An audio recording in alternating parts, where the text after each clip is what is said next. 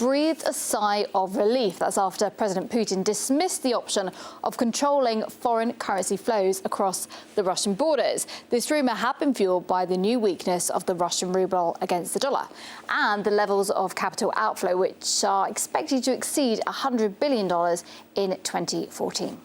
Well, I'm now joined by Ben Ayres from Business New Europe to discuss this topic in detail now. So Ben, no capital controls. Can I just gauge your reaction on this one, please?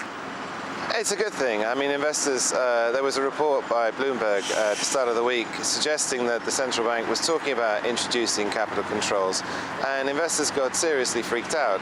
I mean, you have to bear in mind that Russia, of all the emerging markets, is the only one that has a totally open current account that you can transfer money in and out without any restriction, from day to day.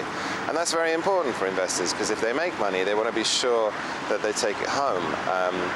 I think the capital controls were, if they were to introduce them, it's usually a measure of last resort when your hard currency reserves are running out to nothing and you're desperate for every dollar in order to pay for imports. And Russia is far, far away from that position. It has more than $450 billion. I think it's the third largest reserves of currency in the world.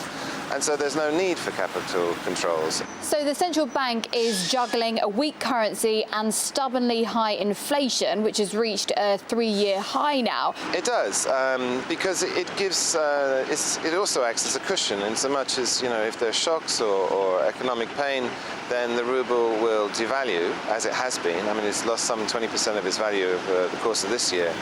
And what that does is it makes Russian products cheaper, it makes it easier to export, you can earn more revenue. The oil companies in particular do extremely well out of that because their costs are in rubles, but their revenue are in dollars. And so then that acts as a counterbalancing measure which will pick the economy up.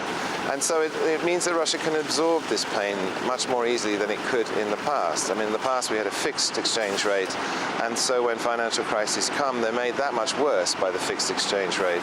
And now we have this measure of flexibility, which will actually make things, even though we're feeling some economic pain, the economy will self-adjust by devaluing the ruble, which it's been doing.